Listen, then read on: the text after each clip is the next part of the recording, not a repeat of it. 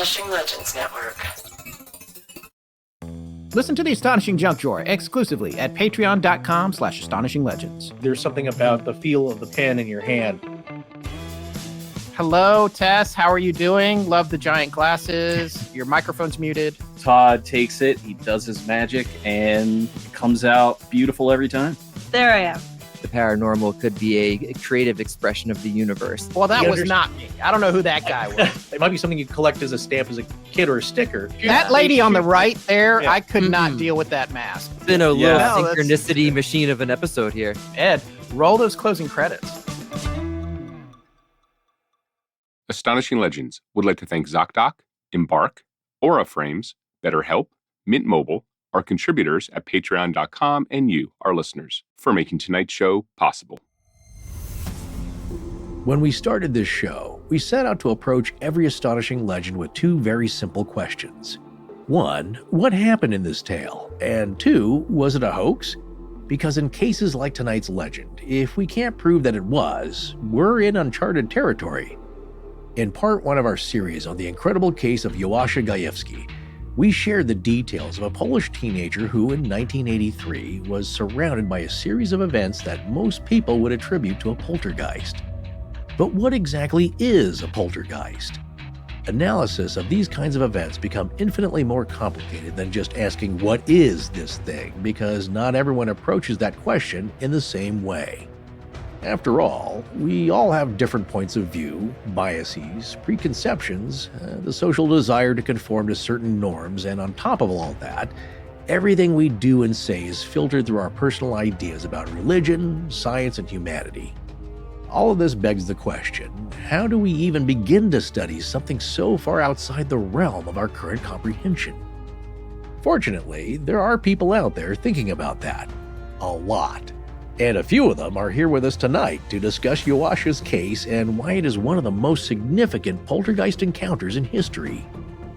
And our guests are not just experts in their fields, they're closely connected to Joasia's particular case, in ways that no one else is.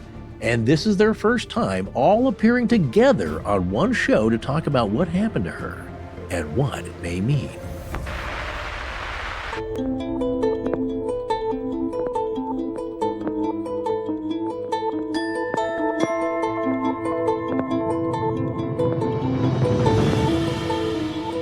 Welcome back to Astonishing Legends. I'm Scott Philbrook, and this is Forrest Burgess. Physics is the science of probabilities, whereas biology is the science of improbable phenomena. The living organism operates on the basis for reactions that are statistically improbable. Nobel Prize winner Albert St. Georgi, as quoted in The Elusive Force. Join us tonight for part 2 of our series on the Elusive Force.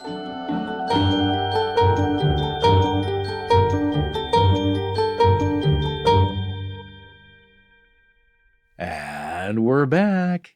You know, that's one instance here where we probably should have just taken the line from Carol Ann in the movie Poltergeist. Oh, yeah, except that's their back, I think, right? They're back. Yes, yeah, okay. I think it's there, or they're here. No, it's they're here. That's what it is. Oh, and then part 2 is probably they're back. But that would have been the cheeky and they're back, response. Yeah. Okay. This housekeeping is clean. Right. Folks, we have got a lively discussion coming up here right after some super fast housekeeping, starting with letting you know the new Astonishing Legends Network show, Scared All the Time, just wrapped its 2nd season, Wow. and it's truly on fire. You don't know what you're missing if you haven't listened and subscribed yet. It is excellent. Also, the Midnight Library just started its 10th season with a fan favorite topic, the birth of Irma. So look out for that one too. And the newest show from our dear friend Rich, Richard Haddam's Paranormal Bookshelf, is taking the podcast world by storm, one uncomfortably oversharing episode at a time. Dear. Honestly, folks, you've never heard a show like this because there aren't any podcasts like it out there. It's super cool. Yeah, it's unique. And just want to remind everyone, we're going to be at Small Town Monsters, Monster Fest 2024, June 28th and 29th in Canton, Ohio. Easily one of the strangest states in the nation. So if you haven't made plans to get there yet, this is your 62-day warning. That's nothing, people. I feel like it takes me that long to put my shoes on. Make your plans now. Okay, so before we dive into our roundtable discussion here tonight, a little background on our guests. in the order they were introduced to us. As we mentioned in part 1, we first heard about this story from our friend Brandon Massullo, a former guest of the show, back in June of 2019. Brandon is a clinical therapist, author, and parapsychologist. And we'll have a link to his blog, hauntedtheories.com, and his books as well in our show notes. But he's the one who brought the book at the center of this legend to our attention, the English translation of The Elusive Force, published by Anomalous Books in Charlottesville, Virginia in 2023. Yeah, so once we read it, we were like, this really is a fantastic story. Yeah. And we reached out to Brandon and we said, man, you have got to come on the show and discuss this case with us. To which he responded, well, yeah, but the guy you really need to talk about this case is Dr. James Houran.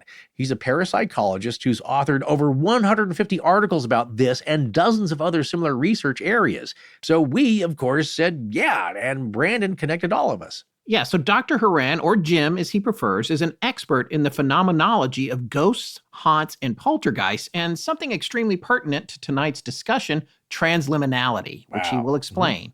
He has a BA in psychology from Benedictine University, an MA in clinical psychology from the University of Illinois Springfield, and a Ph.D. medicine in psychology from the University of Adelaide, where our friend Professor Derek Abbott from our Summerton Man series is from. That's right. And then one of the founding members of the Astonishing Research Corps, author of the Appalachian Legend of the Wizard Clip, and another former guest of the show, Michael Kishbucher, informed us that he was in touch with the translator of the Elusive Force, Joel Stern, and would we like to have him on the show? And he actually had met Joasia. So thank you so much, Kish, for making that happen. Yes, Mr. Stern was a staff translator for 28 years in the Office of Language Services at the U.S. State Department in Washington, working mostly with Slavic languages, but occasionally with Hungarian, Romanian, and German as well. Wow. He's also translated literary works, including the book at the center of tonight's astonishing legend, The Elusive Force. It was initially written by Anna Ostrycka and Marek Ramushko and published in 1989 in Poland. Anna and Marek founded the Polish New Age magazine Nieznany Świat, or The Unknown World, and Anna still runs a publishing house of the same name and a bookstore and gallery in Warsaw. The Elusive Force was her first book. Very cool name for a publication, I might say. Well, Marek Ramushko, her husband and co-author, who passed away in 2019, was a prize-winning reporter, publicist, columnist, and writer as well. And he wrote several books, a theater play, and co-authored a film script. So that sets the table for this illustrious group of guests who are likely the most connected native English speakers to this case. Indeed it does. Sarah, please roll our discussion with Jim, Brandon, and Joel. Okay, folks, we are very excited to welcome three prominent guests on this case to the show for part 2 of our series on this story, which we've titled pretty much after the book, The Elusive Force. It was difficult to come up with a good American title for this one that we felt would resonate with people. Yeah. But we'd heard from an old friend, Brandon Massullo, about this case, who had some connections that he could facilitate for us, and he connected us with Jim Houran. Jim, why don't you go ahead and introduce yourself to the Astonishing Legends audience and tell everybody a little bit about your background. Oh, happy to. Thanks for the invitation. So in the literature, I'm known as James Houran, but yes, please call me Jim. I like it casual and conversational. But I'm a Ph.D. psychologist, and I have a specialty in parapsychology. I've been studying and writing on the field for over 25 years. I have 150 peer-reviewed publications. I'm also the editor-in-chief of the Journal of Scientific Exploration. So I'm not just an academic, I'm also a researcher, and I love talking about public education and science. And Brandon and I have been frequent collaborators on research, new research, on what I call ghostly episodes, apparitions, haunts, and poltergeists. A lot of people think that they're separate phenomena. I question whether that's true or not, but anyway, I'm an avid investigator, someone very open-minded, but I do like evidence.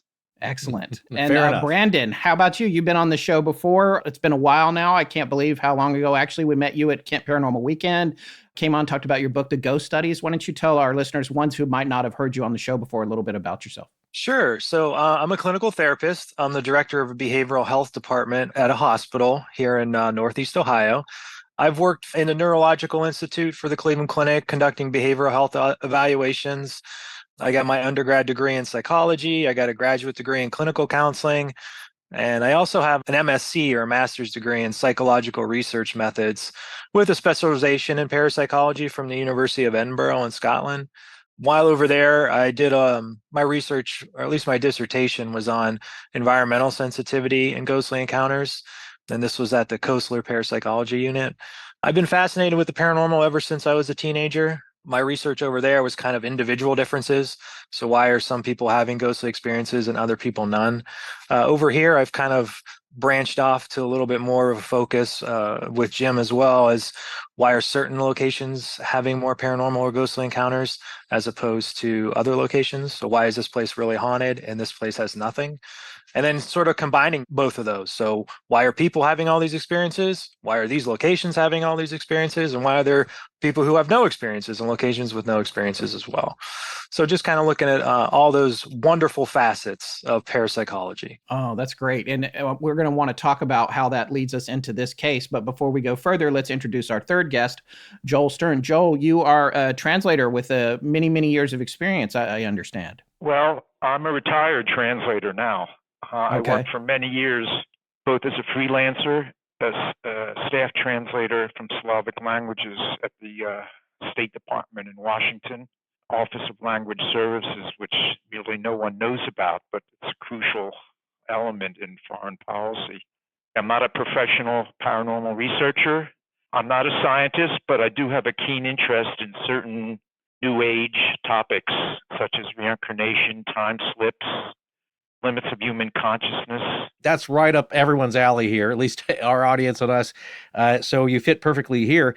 Just a quick question before we go further. How did you get to the opportunity to translate this really seminal book, I think, in Polish? The story of my discovery of this case and its eventual publication 34 years after I first learned about it is a kind of paranormal in itself. I was working at the State Department in Washington back in the late 80s. I met a Polish couple.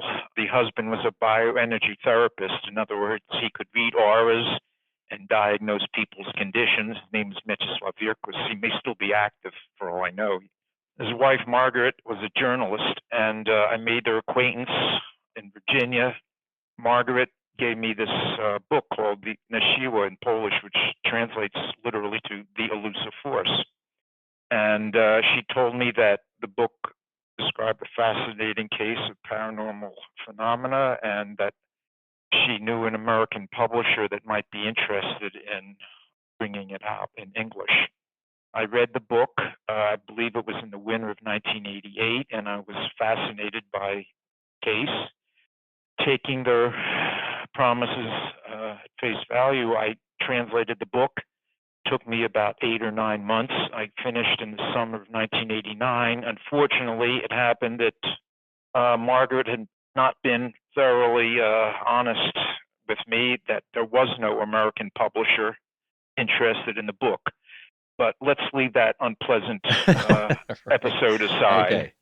I found myself with a manuscript, and obviously, after all the effort I put into it, I wanted to find a publisher.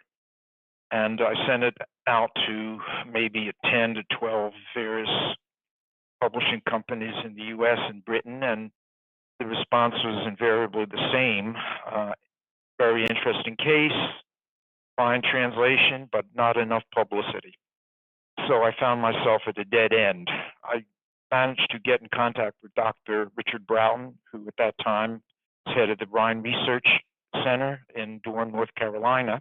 And he thought very highly of my translation and case in general, and he incorporated certain parts of my manuscript into his book, Parapsychology, The Controversial Science.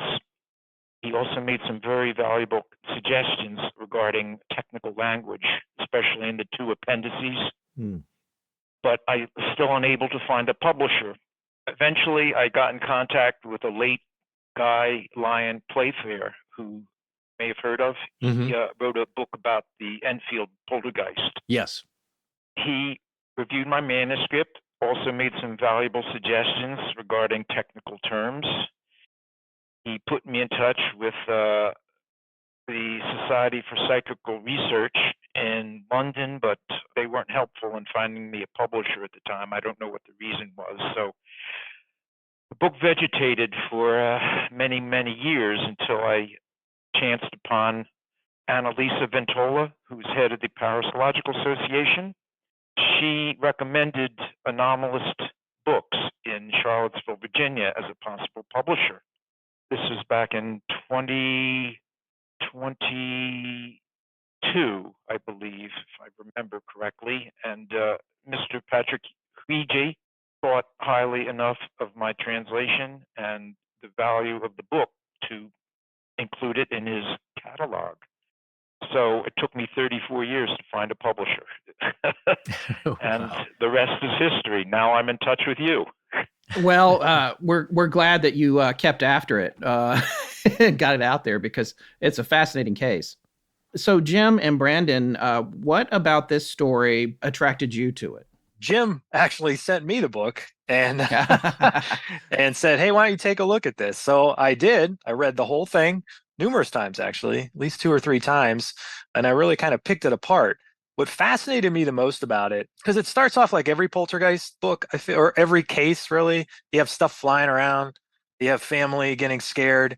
They always call the police. No one can find anything. And then the stories just keep going and going and going and going. The difference with this is academics, physicians, pediatricians, chemists, electrical engineers, nuclear engineers, all these people really got involved, and they took an interest in it, and they started studying it under controlled environments using, at the time, very high-tech equipment, trying to figure out what was going on. As the book went on, the phenomenon seemed just to get more intense and more destructive. So at that point, I got really interested in the book. And then the appendix, when you have people with very, very, very impressive credentials going over theories behind psychokinesis and objects traveling through matter, solid matter, and apports. And to me, I was like, I've never seen anyone explain it before. So all those things really came together and fascinated me. And that's where I was really just on the back of my heels going, this is a great story. Because I'm not really like a poltergeist PK guy. And this book kind of changed my perspective on a lot of things. Well, you're welcome, Brandon. Yeah. It was a great referral, obviously. Yeah. It came to my attention because, as I said, I'm the editor of the Journal of Scientific Exploration. It's one of the few peer-reviewed journals devoted to frontier science. So not just parapsychology, but anything related to, let's say, cryptozoology, consciousness studies, bioenergy, ufology. If it is unexplained, we like to publish research on it. Well, this book was reviewed in our journal, and I'm reading that review for the first time. And I'm going, what? How have I never heard of this case? Because yes, Brandon's right. It has a lot of features that are, let's say, classic as far as poltergeist type cases, but there were 2 features that stood out. One, Brandon hit on. Usually people go into investigations from one particular point of view, or they're using one kind of investigation method or tactic. Not that this investigation was coordinated, but it very well could be the first example of a multidisciplinary effort. And that is something that I wholeheartedly endorse. In fact, I try to practice it myself. So that was fascinating that you had all these experts come in and try to take one little piece of the puzzle and see if they could solve it. So that stood out as almost unique. The other thing was, yes, it was a very intense case, but poltergeist type cases generally tend to be intense, but short-lived, which is kind of the mere opposite of haunt type cases, which tend to be very subtle, but they last a long time. But here, this case was sustained for a very long time. Absolutely abnormal. And the fact is, usually they don't also test the parapsychological abilities of people that they think are centered around poltergeist cases. We call them focal or focus persons, or RSPK agents, rather than it being maybe the spirit of a deceased person or some sort of a entity that was never alive. Parapsychologists tend to believe that these poltergeist type cases are the result of human people that are manifesting psychokinetic abilities, but without their awareness. When they have tried to do testing with these focus persons, usually you get very mixed results. But here, another feature was, oh my goodness, they seem to document parapsychological effects under somewhat controlled conditions. So for all these factors, this case stood out, and yet it was a case that was hidden.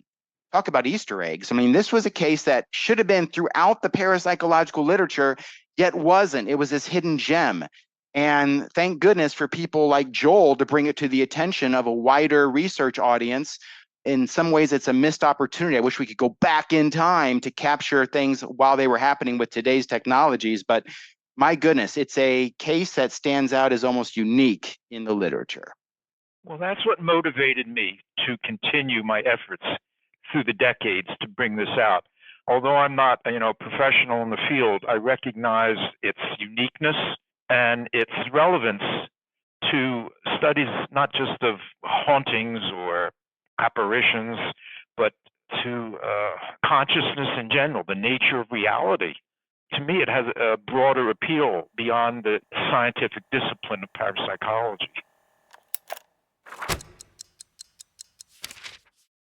And do you remember the days of the family doctor? When you were sick as a kid, your mom just took you to the doctor. No appointments, no patient portals, no having to feel like you need to research your own symptoms. You were sick, so you just showed up at the doctor's office and you looked at the Walter Keane paintings and read the latest, well, not the latest, the 5-year-old copy of Highlights on the table in the waiting room. Remember that? Some other kids solved all the puzzles already. Yes, I do. Yes. I remember a simpler and more affordable time. Well, your doctor was just your family's doctor. You didn't question how they came to be your doctor. They just were. And they probably delivered some family babies and took care of multiple generations. It was like they were part of your family, even the nurses and receptionists. And the best part was that you felt taken care of, which is especially important when you're feeling poorly. Yes, that personal touch, the bedside manner, the feeling like they were taking the time to thoroughly check you over, address your concerns, and send you home with the best care possible. Oh, and don't forget, knock you on the knee with that weird rubber mallet thing. Exactly. Well, the healthcare system has certainly changed. And of course, there are still great doctors out there. It's just that the challenge nowadays is finding one that's the best match. But one thing we have on our side nowadays is a great resource for finding a doc that's just right for you. ZocDoc. Exactly, as Forrest likes to say. ZocDoc is a free app and website where you can search and compare highly rated in-network doctors near you and instantly book appointments with them online. And your health and healthcare is one area where compromise is not an option. Nope. ZocDoc is the place where you can find and book doctors who will make you feel comfortable, listen to you, and prioritize your health. It's so easy to use. You can filter specifically for ones who take your insurance or are located near you and treat basically any condition you're searching for. With ZocDoc, you've got more options than you know. Once you find the doc you want, you can book them immediately. No more waiting awkwardly on hold with a receptionist. And these docs all have verified reviews from actual, real patients. We're talking about booking appointments with tens of thousands of top-rated, patient-reviewed, credible doctors and specialists. The typical wait time to see a doctor booked on ZocDoc is between just 24 and 72 hours. That's it. You can even score same-day appointments. So stop waiting and stop compromising. I've used ZocDoc for my healthcare research, and I recommend you give it a try if you're looking too. It's free and easy. Go to ZocDoc.com/legends and download the ZocDoc app for free. Then find and book a top-rated doctor today. That's ZocDoc.com/legends. ZocDoc.com/legends. You know, I was talking to Emily the other day, who is the resident comedy writer in our house, and we were both talking about how our youngest dog might be the funniest creature under our roof. Really? Now, how do you gauge a dog's hilarity, funniness? How can a dog be funny? I don't know. It's like you just got to spend some time with her. She's super goofy. She loves to play. You can just tell that if a dog had a sense of humor, it's going to be her. Speaking of which, I was so excited when I found out that Embark sponsored us. Oh, yeah. I figured you were going to go in for that doggy DNA test thing. Did you do it? Yeah, man. We actually did that 2 years ago, really? way before Embark reached out to sponsor the show. We'd heard that they had the most accurate dog DNA test on the market, and Emily was like, we have to do this. She was dying to do it.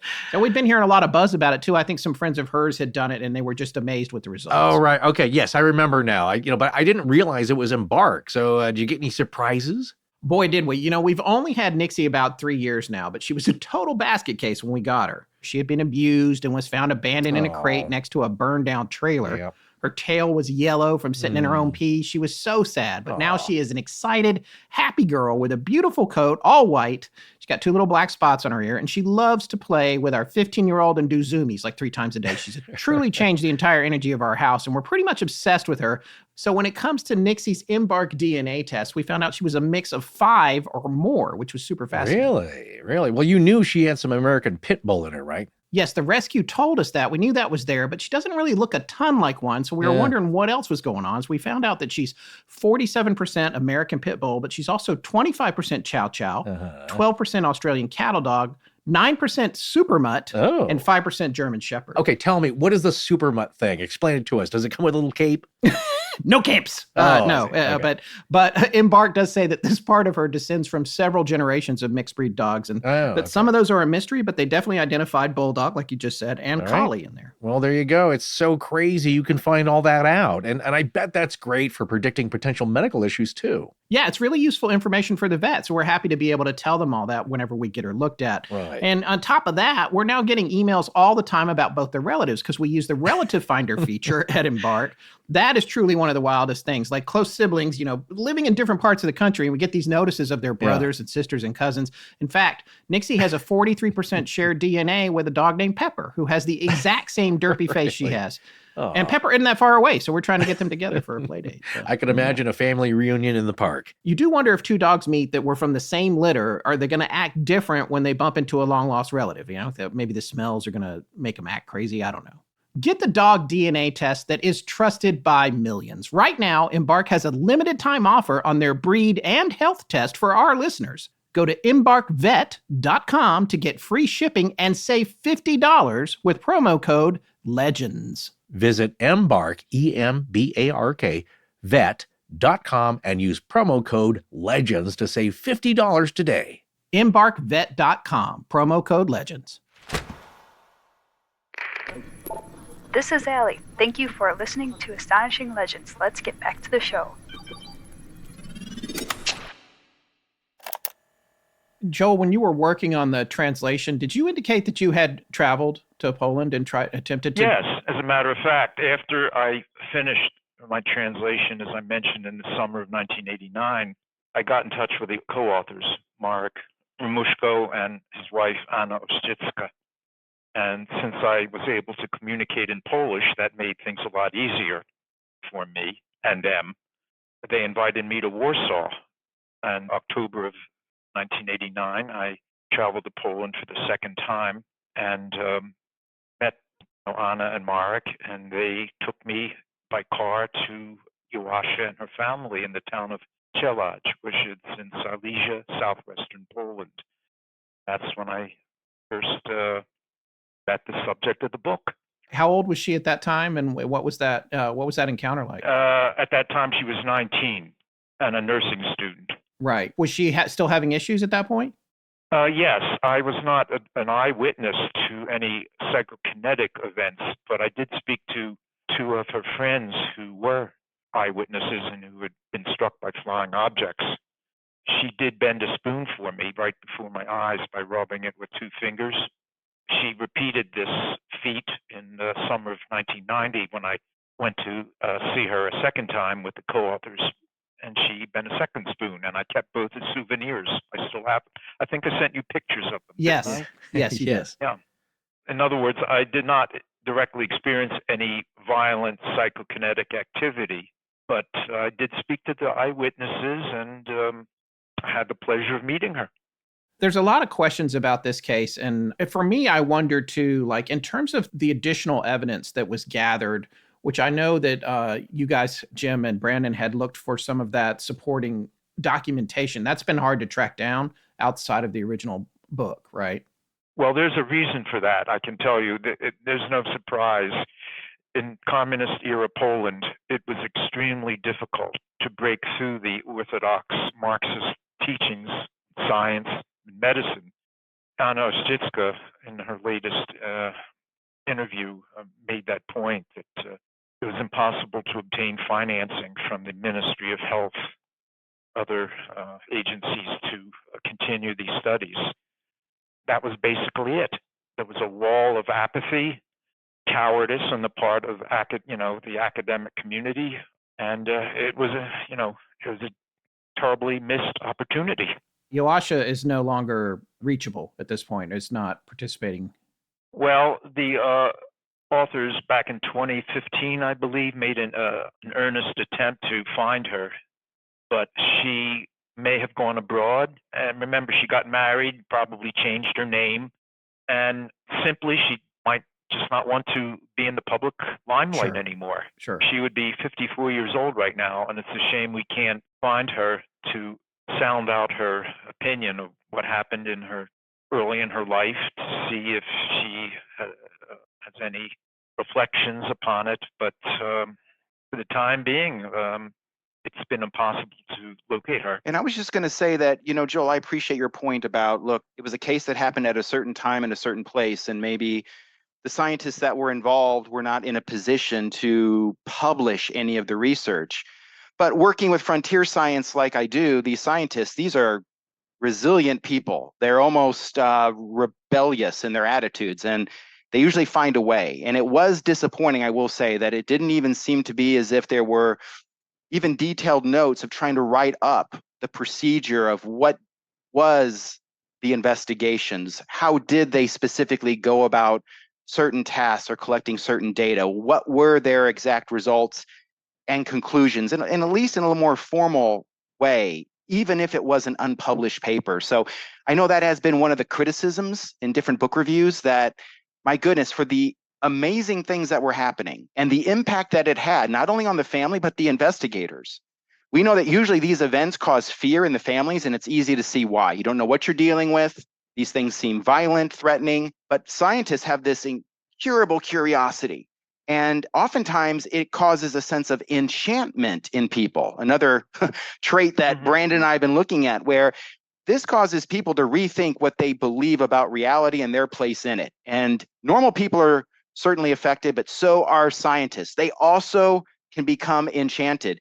And my sense from reading, Joel, what you were putting down on paper, it was maybe some of that was happening to these scientists as well. And it's disappointing that they didn't even try to craft some unpublished works that we could get even more insights on. Well, it's a shame that Dr. Gadula, who headed one of the teams that studied her, passed away some years ago. He would have been an ideal person to contact in regard to this.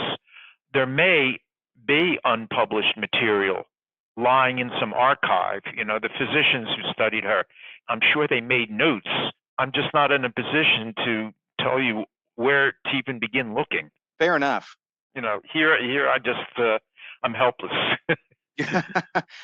You've done enough, Joel. Okay, you brought this case to the attention of a huge body of researchers that are amazed by this. I mean, this is the kind of case that almost never happens, and so it is too bad that at the time the investigations also didn't include people that were very knowledgeable on these phenomena and could have done very specific hypothesis testing. These people were flying blind a lot of times that came in to look at this case, and they did quite well for the fact that they were. So I have to give a lot of credit for these individuals, because a lot was done. And even though it may not have been coordinated, there was a wealth of information that gave us at least a little bit of hints onto the psychology of these focus persons, because not many psychological studies have been done on these kinds of individuals. These are very rare cases, and it's even rarer when you have access to these individuals to assess them. Yeah, and the psychologist there actually did, I think, 21 psychological... 29 tests. Dr. Harcharik, who's a clinical psychologist. I think he's still in practice. I sent him an email months and months ago, but he never responded, so he would also be an ideal person to contact, but I just don't have direct access. Hats off to you, Joel, for translating the appendices. Just in itself is tremendous, because I'm sure they exist somewhere, but I've never really come across any kind of scientific explanation that wasn't mostly dismissive for telepathic powers, psychokinesis, apportation or apportation. And here you get some hypotheses that are very intelligent, big technical, but from a physicist, a psychologist, I think, a professor of electrical engineering on how Right. this may all work. And I've never come across that. That alone, I think, is definitely worth the effort because, and it's funny, there was I believe, a comment by the physicist saying that, well, it's a problem with Polish physicists and that they're too dismissive of these types of things and stuff that, not talking about paranormal activity, but just even concepts that are outside of their wheelhouse, you could say. But I would venture to say that had this happened in the U.S., I'm not sure it would have been studied to the degree that it was in Poland. And it seems that they're at least willing to look at it, although albeit hard to get financing. You did get a team of top-notch professionals to consider it and then go on record with some assessments. I think that alone is monumental. Yes, I think there was a fortunate constellation of courageous, open-minded people at the time. Otherwise, the case might have just been sensationalized, marginalized, and soon forgotten. Oh, Forrest, I'm going to push back on you on that for a second. This just gets you riled up. I mean, this is the kind of case you just want to just sink your teeth into. There's so many rabbit holes to go down. But I would push back on your point, Forrest, that if this case happened in the U.S. or for the UK, for that matter, that it would not have been either one taken seriously or studied with any rigor. I think the exact opposite is true. Okay. You had at the time, in the 1980s, ghosts, hauntings, and poltergeists were a hot button topic in parapsychology. Now that has fallen out of favor somewhat. Field research in general has, in favor of things like remote viewing, more controlled research. If you are studying things like psychokinesis, it's done with random number generators and things where not so much open to, let's say, sensationalism, misinterpretation, or fraud. But in the 80s, when this case was happening, ghosts and hauntings were all the rage in parapsychology, and there were a number of well-respected and experienced parapsychologists that had dealt with poltergeist cases, like William Roll, the father of modern poltergeist research, who also, by the way, was entertaining and exploring different physics explanations that touched on the quantum. There's a lot of parapsychologists today that would read those insights and those conjectures that Joel so greatly documented and go, yeah, actually that picks up from where we left off and vice versa. There's a lot of people that are going down that particular line of thinking right now. You think like back then, after the whole Uri Geller incident, that most scientists wouldn't be like, I don't want anything to do with spoons. I don't want anyone bending anything. I don't want to be around PK because of that whole explosion that happened with Uri Geller. And I can't remember when that was. Was it the late 70s? Late 70s. Yeah, James Randi. Early 70s. From 71, 72, I first remember it. Yeah, he was big then, and then the Carson thing was 78, I think. Brandon, you're right that actually, no, a lot of parapsychologists wouldn't want to touch the spoon bending or even any kind of PK kinds of effects where the person you're trying to study is touching the objects. Because when you think about it, that does seem counterintuitive, doesn't it? Why did she need to touch a spoon if things were flying where she was just in the room?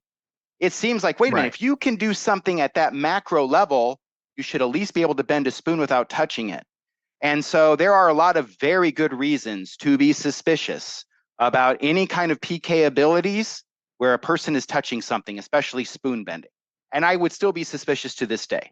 So back in Poland, and I don't know the whole environment there, but I'm assuming when they got people together at the time, someone said, well, if this is PK, we got to throw a spoon in this whole deal, right? Because they weren't up to date. It doesn't sound, they were sort of haphazard in how they came about with maybe some of the things that they used to test her with.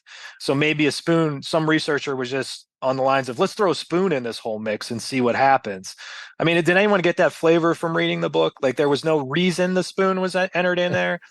Well, that part of it was the part I bumped on, and I don't know, and it doesn't matter to me at all if you guys heard our first part on this, but I said that in part one of the series. I was like, okay, I don't know, but it's like really cool, and it means something to me, Joel, that you saw her do that right in front of you. Frankly, that carries weight than just reading about something that it's hard to find more evidence on. Where did the spoons come from? Did she have, you come back to that thing with the amazing Randy. He's like, well, you just bend it a lot ahead of time, and then it's all soft by the time you go to bend it for somebody else, that kind of thing. But when the stuff is flying around, it's smashing into the wall, and the pictures of these objects that we saw from the environment that is far beyond something that she would be able to do, the descriptions of things the cup of tea where the tea stayed in the cup, the objects defying physics, the not being able to see them until they actually collided with something, and then getting to the scientific explanations of, well, it's moving so fast, and the theory that it had something to do with manipulation of gravity, which I just love that idea.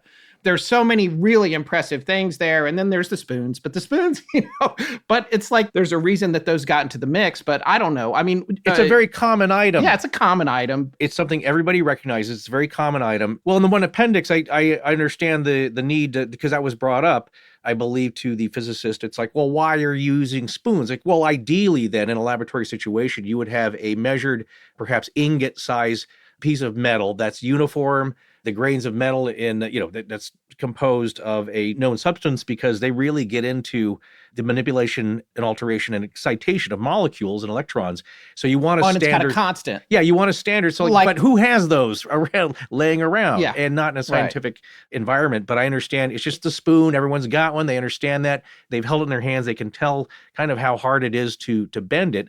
Now, what James Randi says, like, well, even in his videos, like, well, you got to bend it. Well, you got to bend it a lot. Like maybe start work on it like 200 or 300 bends. Then it'll at that point, you've worked on it and it will fall apart. But as he does it, yeah, it's bendable, but it usually breaks. One of those things, I think that's more of a sociological, cultural phenomenon. When we see a spoon, like, people roll their eyes because there you go. Now we're back in the, we're back to the limb. It's not just the spending of steel spoons, but the massive communication cables. Yeah. I saw them in person. Thick. I mean, I believe me, the strongest man in the world could not bend such a thing like a pretzel. And yet, if the authors are correct, she was able to do it. And I held these objects and tried to unbend them. Totally impossible. Thank you, Joel, for saying if the authors were correct. I'm not here to say there was fraud by any means. Right. Joasia very, very much was a special person, and clearly there were anomalous things happening that I don't think standard principles in physics or psychology can completely explain. If we look at what you had translated, and if it is accurately described. However, we need to remember something, and that is we have done so many studies on historic cases to modern cases on poltergeist-like events, and fraud happens regularly. But could it happen over a period of 7 years? Remember, this 13-year-old girl was not a professional magician. She wasn't most of the dabbling times you don't have to sorcery. Could she have bamboozled teams of highly experienced specialists over a period of 40 months? The answer is yes. Now, I'm not saying, Joel, I'm not saying that's what happened. Joel, I'm not saying that's what happened. What I'm saying, though, is we know even in cases where there seems to be legitimate parapsychological phenomena, fraud also still happens. In fact, sometimes the fraud might happen because the real stuff doesn't happen on demand. And a focused person or a psychic can feel under pressure to perform. We have conjectured on that with other cases, with UFO cases as well, where there was the initial evidence and then the person was not being believed enough. But I mean, it was conjecture, but we don't know. But we should remember that there could be, and there probably are, many contributing factors to this case. It strains my credulity to think that trained physicians, nurses, police officers, municipal officials, physicists, psychologists, metallurgists, over a period of 40 months could have been so bamboozled by this teenage girl that they lost all sense of reality and that they fell for some sort of hoax. To me, that seems highly implausible.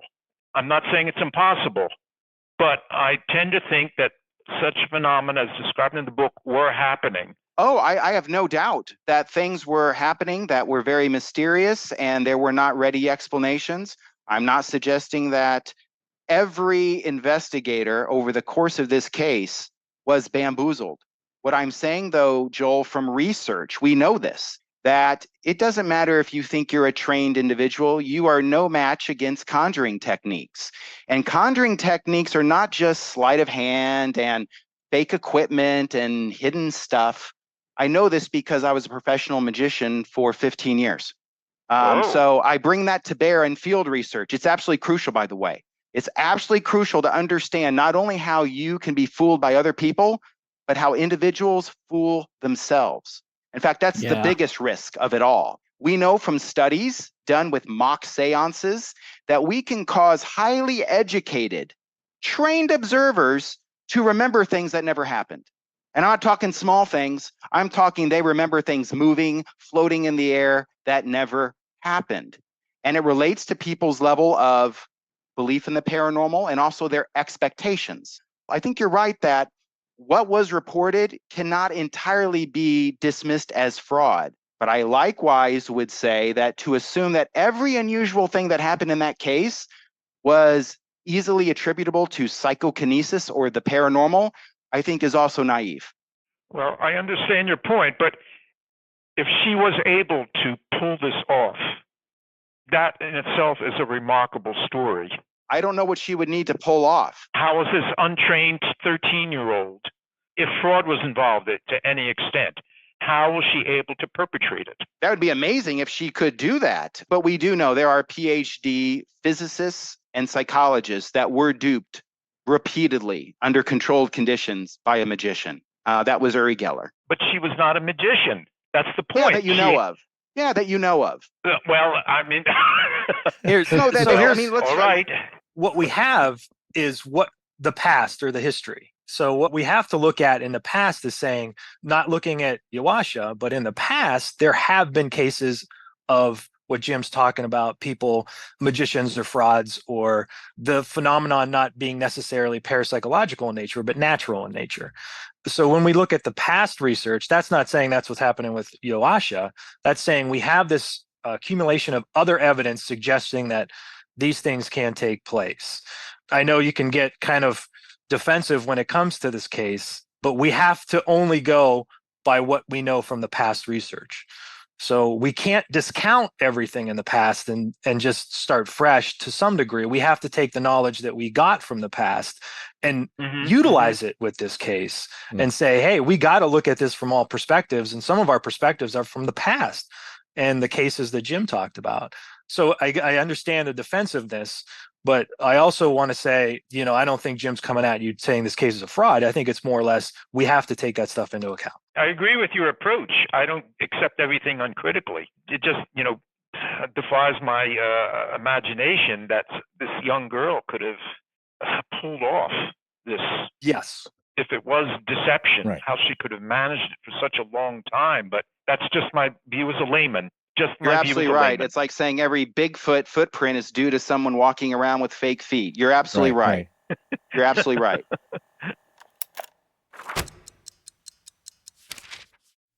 Over the years, we've had a few digital frame companies sponsor us, so we've seen a lot of brands of them, and I have to say, the Aura frame is the highest quality one I've seen yet. It is really well made. It's actually got some heft to it, and that's what I like about it, is that the base of it is built in a way that it's rock steady when you set it up.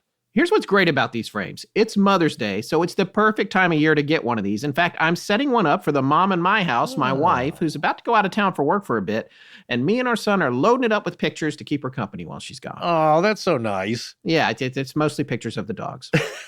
Well, that's all right. I take that back. Aura frames are Wi-Fi connected digital picture frames that make it easy for you to share and display unlimited photos.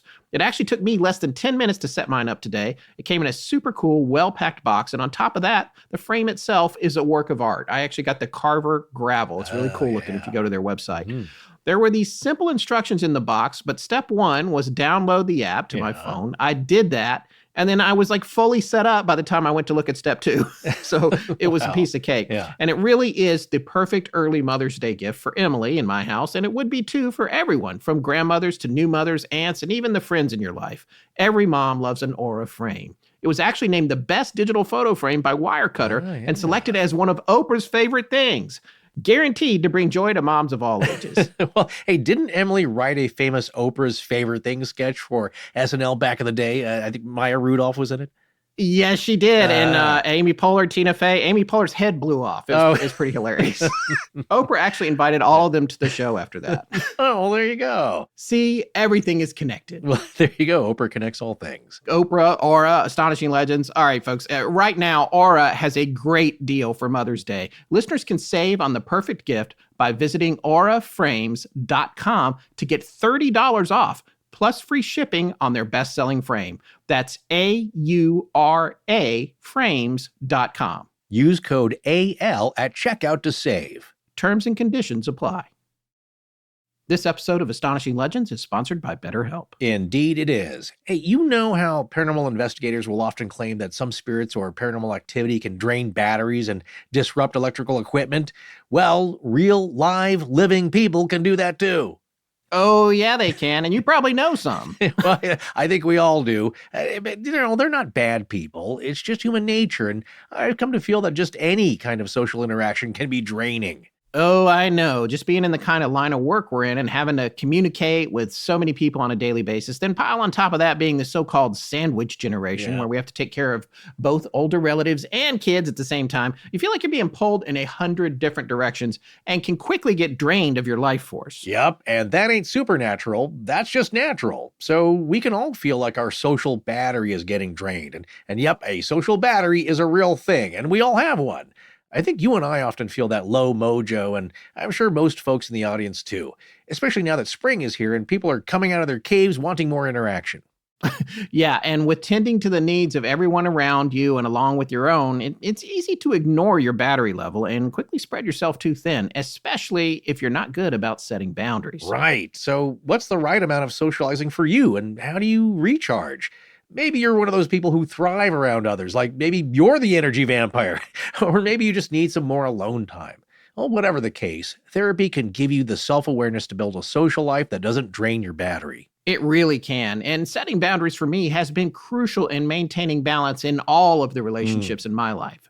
But I know it's not easy, especially if you feel super obligated to give everyone all the time they want from you. Sounds a little like me. Well, what I do know is that it helps to talk to someone who's a professional and trained in helping you find the answers you need.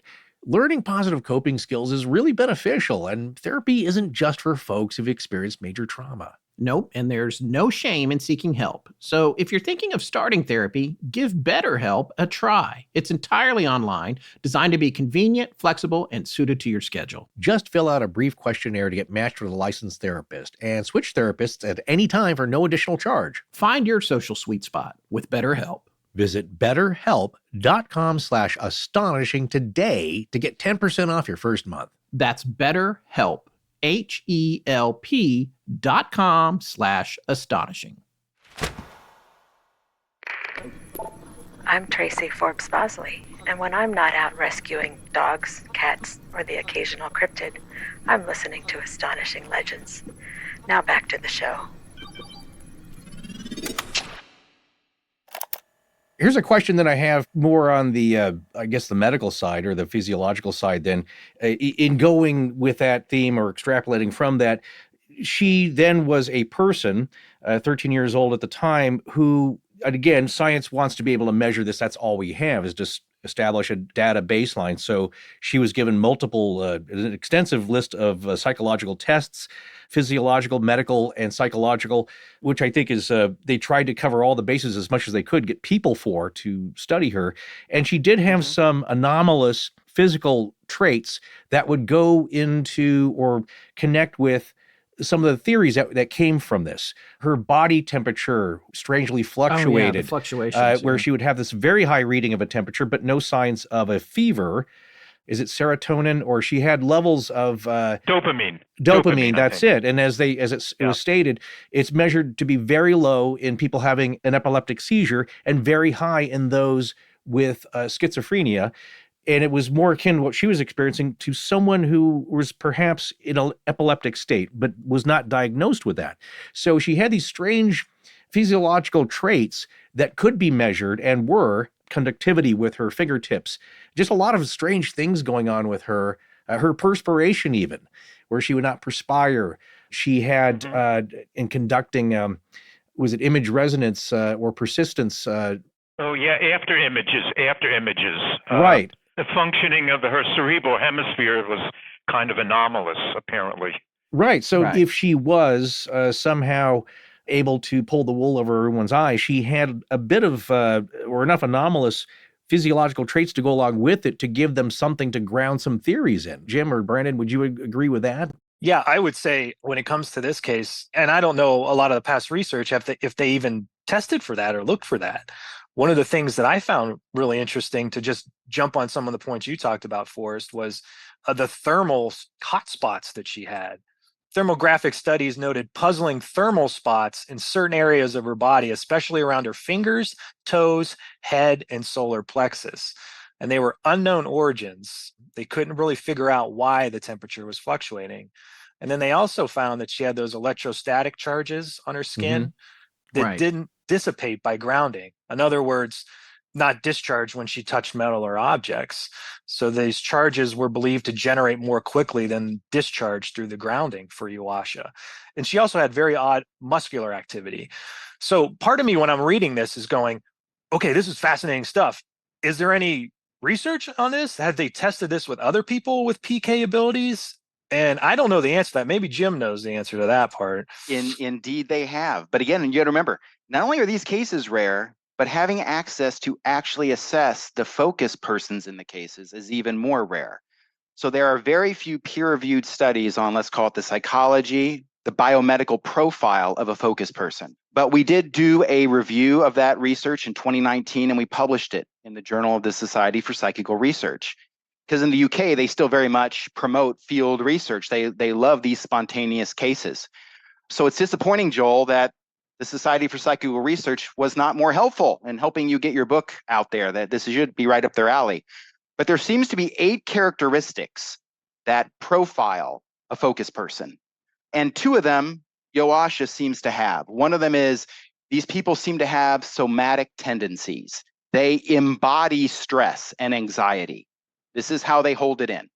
So things come out through physiological responses. In fact, I'm sure a lot of your listeners know someone like this, that a person that expresses stress and anxiety, disappointment, any negative emotion, they feel it physically, and they usually express it physically. Then also temporal lobe lability. Some of your readers and your listeners might remember the name of a great researcher, Michael Persinger, who studied something called the temporal lobe and the role the temporal lobe has in parapsychological experiences. In fact, he was one of the developers of something called the God helmet, where you can put this football helmet on that was wired with electrodes that could stimulate certain parts of the brain with little bursts of electromagnetic fields. And if you stimulate the temporal lobe with a certain frequency, you can actually cause people to have a sensed presence, feelings if they left their body, and all sorts of other unusual kinds of feelings. And a lot of times also perceptions that go along with haunt cases and poltergeist cases. And people that have this focus person profile, they also seem to have greater sensitivity in their temporal lobes. These people also score higher on imagination and fantasy proneness. They also seem to have a naturally rebellious attitude. They're impulsive, almost aggressive. They have low self-esteem or a low self-concept, which is pretty typical for teenagers and especially female adolescents that are already having body image issues. These people tend to be in a state of unhappiness, shame, or jealousy. And they also seem to be more introverted, not extroverted. These are people that tend to hold in feelings and thoughts. They're not just people that are sociable and talking to whomever. And lastly, they have dissociative tendencies. They can sometimes step out of themselves. So Joasia seems to embody a lot of these characteristics. And if there is a common thread under 8 of those characteristics that distinguish a focus person, a common thread that underlines all of them is a trait that we now know as transliminality. I'm glad you brought that up because, that was the takeaway from Ghosted. One of the things that I wanted to understand about the suggestion in that book of transliminality and how it works and how it seems to make people more prone to these types of events. Yes. That's the suggestion, right? So I guess what I want to know there is the transliminality, there's an overall suggestion that there's greater communication between the hemispheres of the brain in that. Am I understanding that correctly? Yes. Usually our brains work because we have a firewall in between certain components. It allows us to get on with our day without being distracted and overwhelmed with stimuli. People that are high in transliminality, they don't have the firewalls. They're on a teleconference. They're on a Zoom call all the time inside their heads. So your research would indicate that folks that have less of a barrier there are more prone to these types of experiences that Joasia had.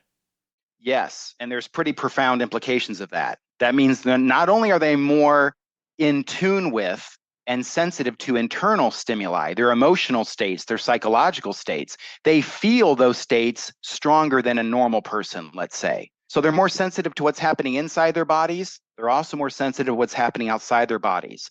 They have a superpower. It's called hyperesthesia. They're more sensitive to lights and sounds and smells. So they are ultra sensitive people.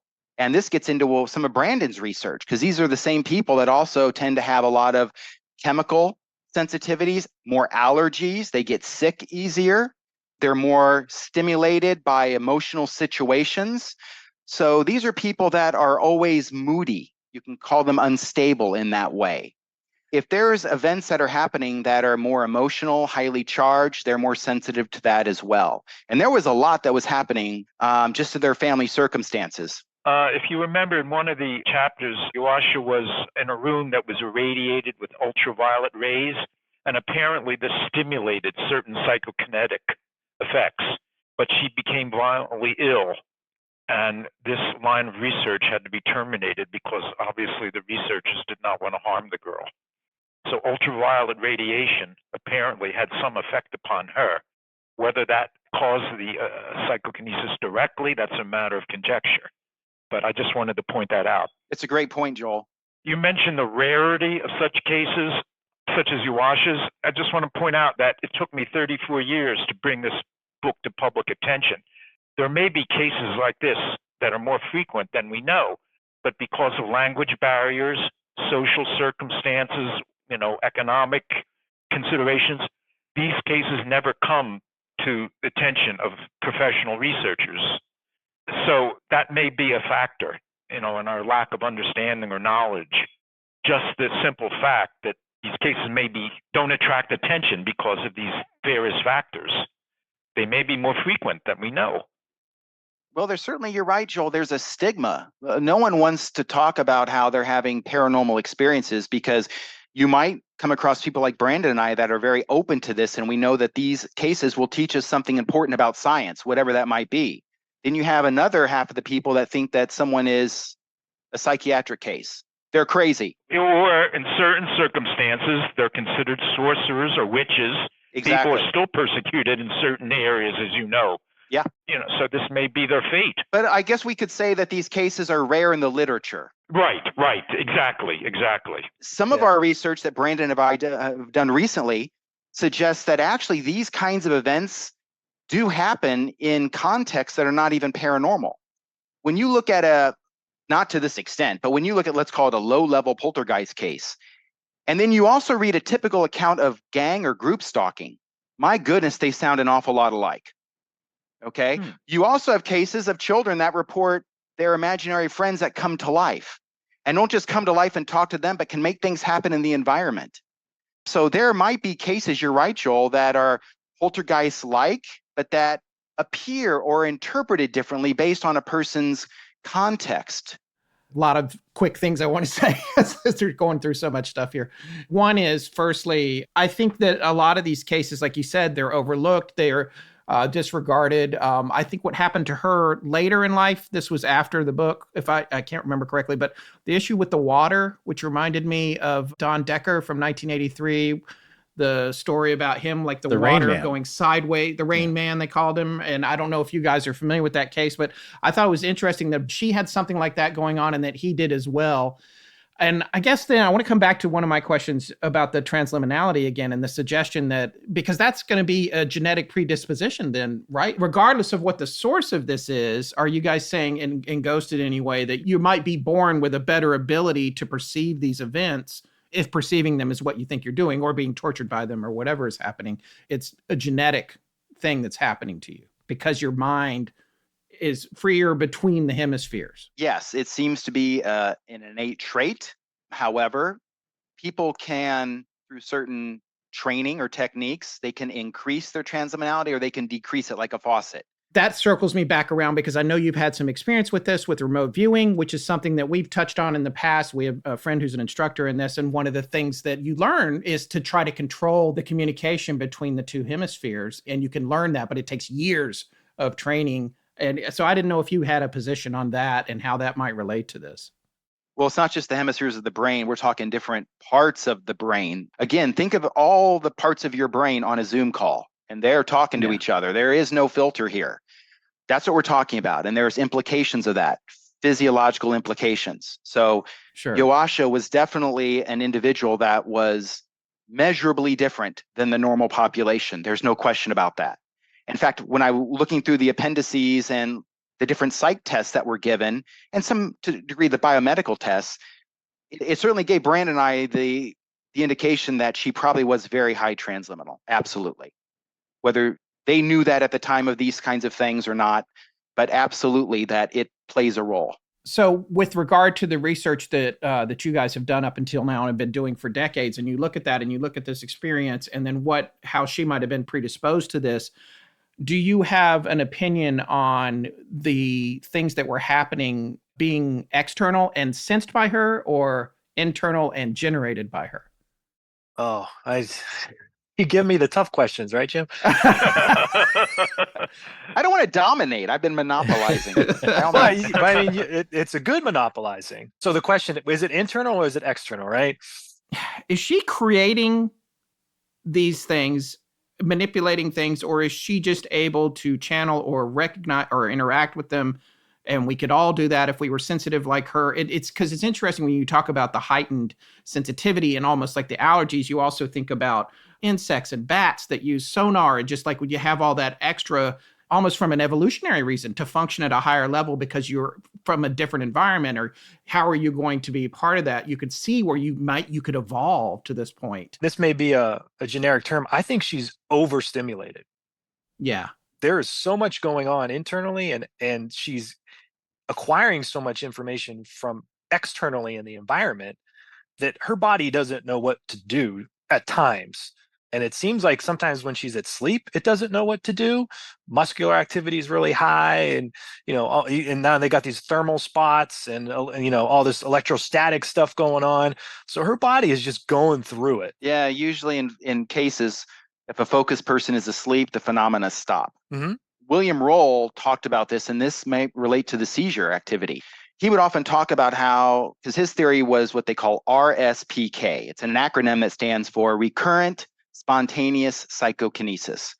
And it was his theory, not just his, but he was one of the main promoters of this theory, that, again, these poltergeist cases are not the spirits of the dead, and they're not demons. What is happening is you have an individual that is manifesting psychokinetic abilities in the environment without realizing that they're the cause.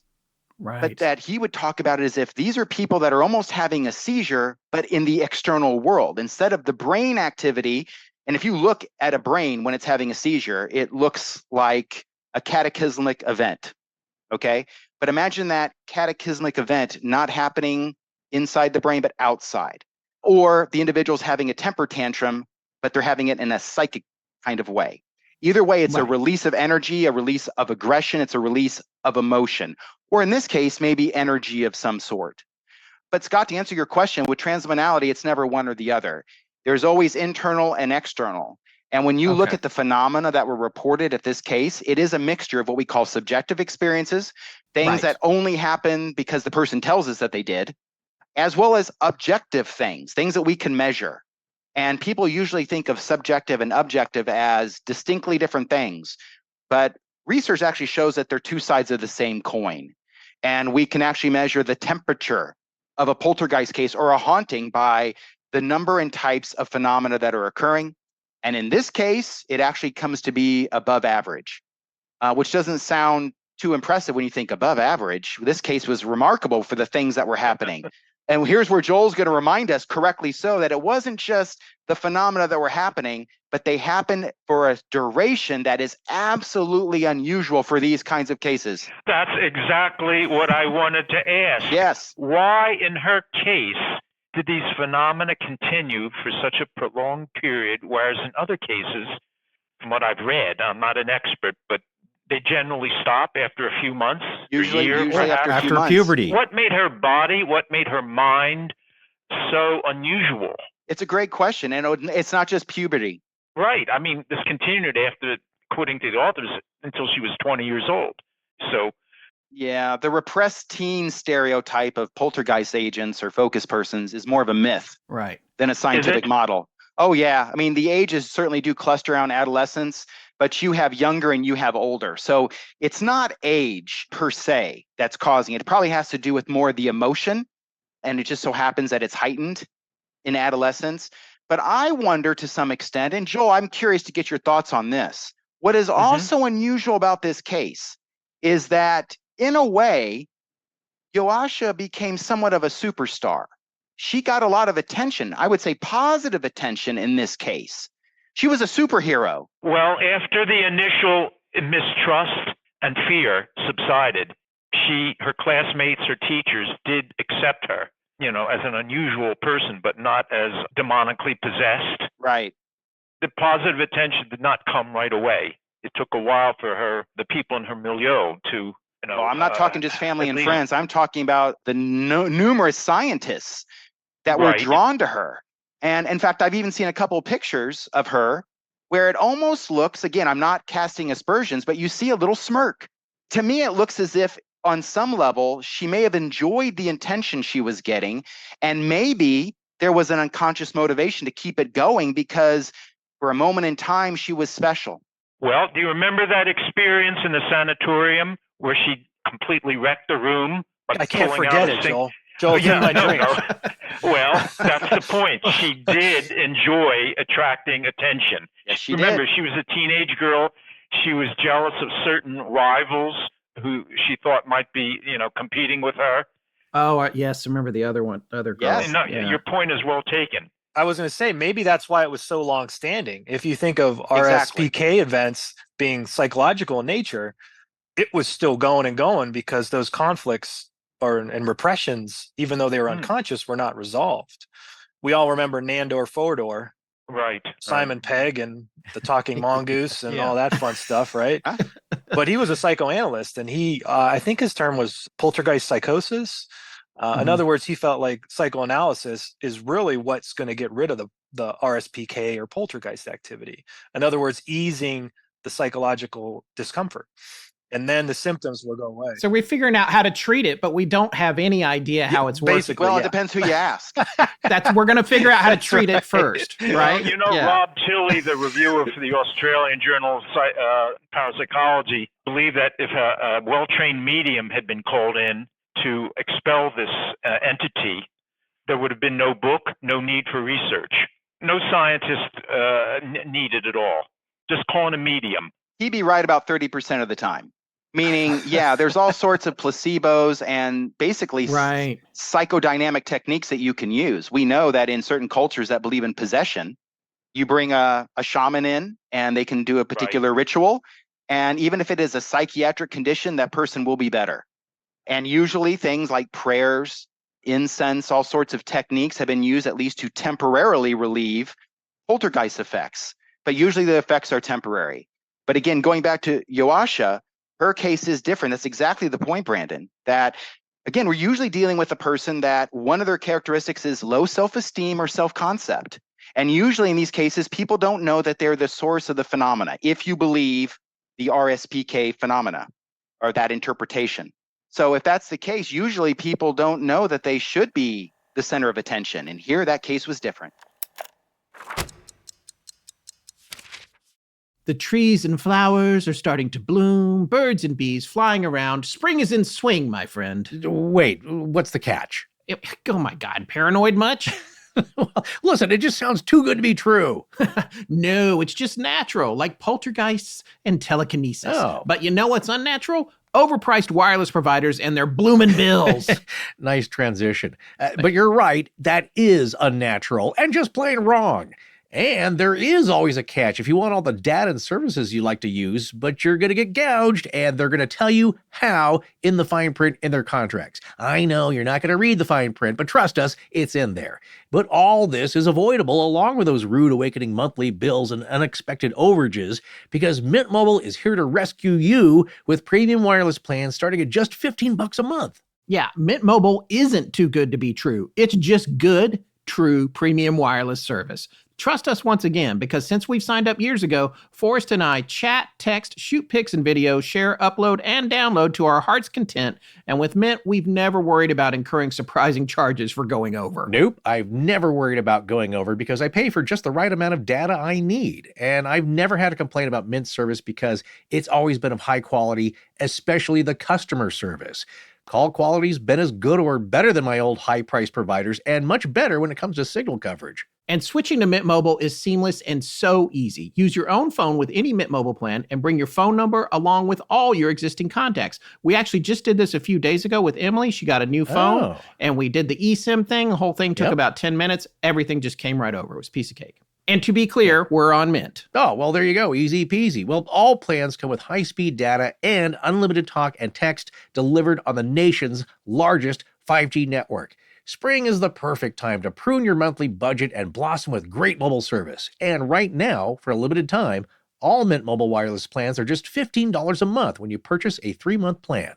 To get this new customer offer and your new 3-month unlimited wireless plan for just $15 a month, go to mintmobile.com/AL. That's mintmobile.com/AL. Cut your wireless bill to $15 a month at mintmobile.com/AL. $45 upfront payment required, equivalent to $15 a month. New customers on first 3-month plan only.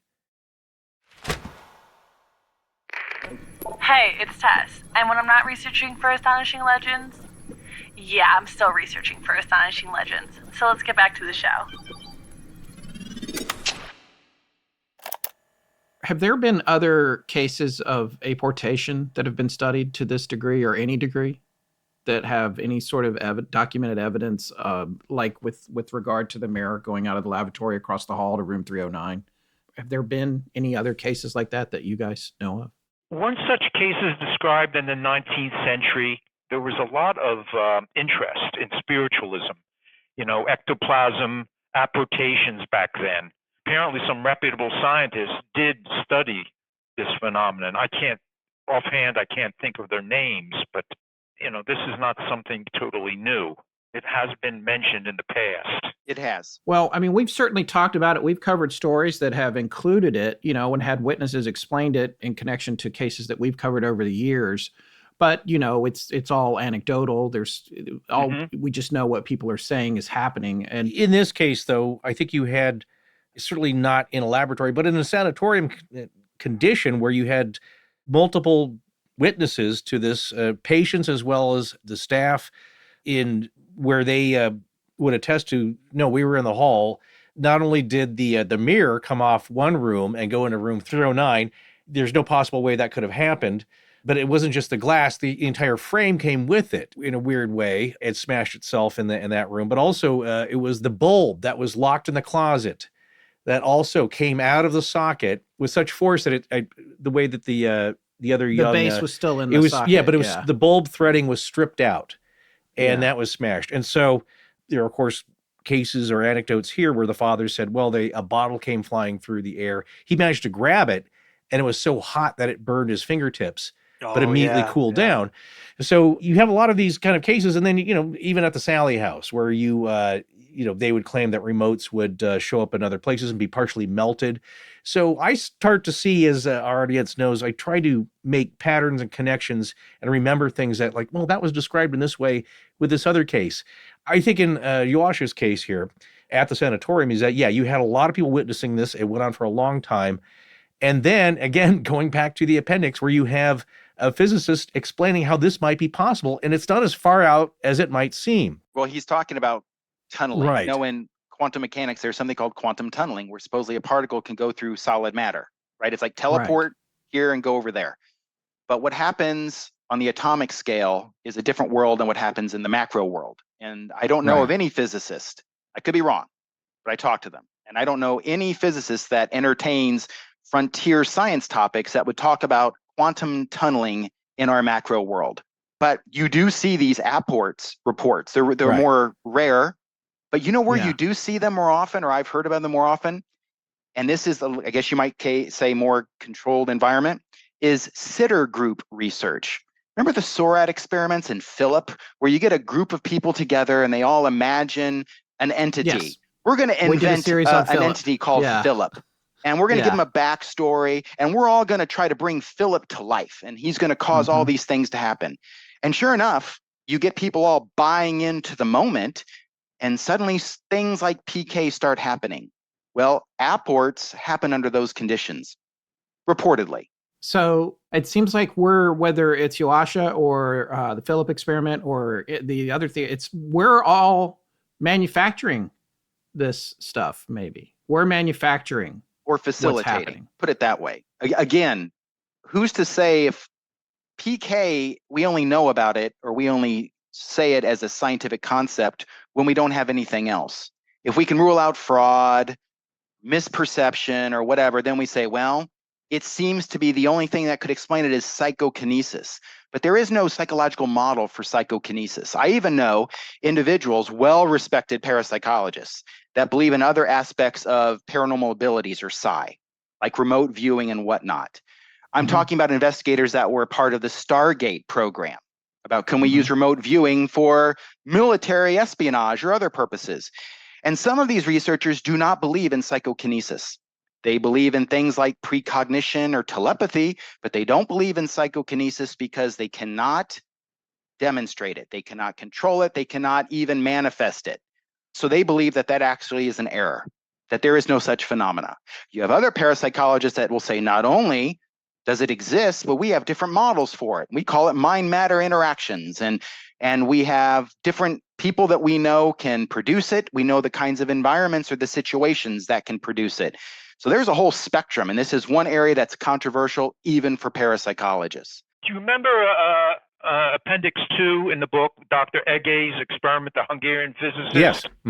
Conducted experiments with students at the Budapest Institutes, and he claims to have proved the existence of psychokinesis and that it's not as rare as commonly believed. A considerable percentage of these students were able to move objects just by mental effort. They didn't touch, these floating objects in this medium. What do you think of that? Is that a convincing argument? No. I mean, it sounds like it should be, but again, you have to remember Uri Geller duped trained physicists, tenured professors. Not that these people that are being tested in this other environment are doing it through fraud, but there's all sorts of controls. There's all sorts of experimental protocols that would have to be put into place. You'd have to get multiple laboratories confirming or replicating the phenomena in question before you could say, you know what, we've ruled everything out. We don't know how it's happening, but we seem to have this kind of effect. Now, people claim to show a PK effect, but on a more micro level. There are things called random number generators that people, through the certain intention, can influence the output. Think of it like, for example, a simple binary system, ones or zeros. You're going to have a computer give you a string of 1 and 0s. And if it's a random process, you should get equal distributions of 1s and 0s.